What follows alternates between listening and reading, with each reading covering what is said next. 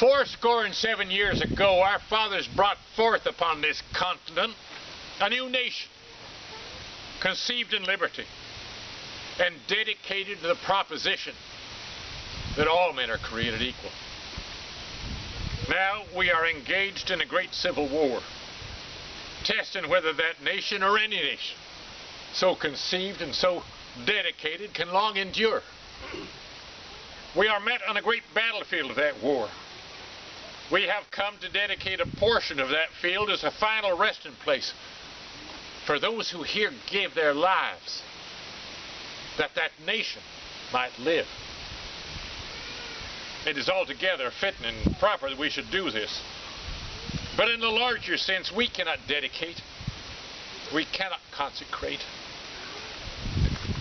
we cannot hallow this ground.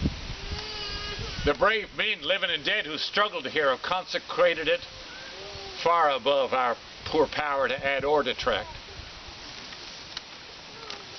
The world will little note nor long remember what we say here, but it can never forget what they did here.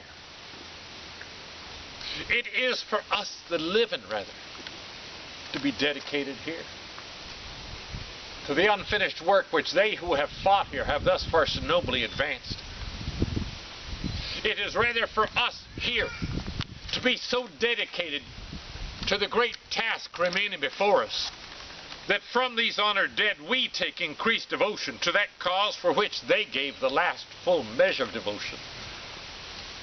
That we here highly resolve that these dead shall not have died in vain, and that this nation under God shall have a new birth of freedom, and the government of the people, by the people, for the people,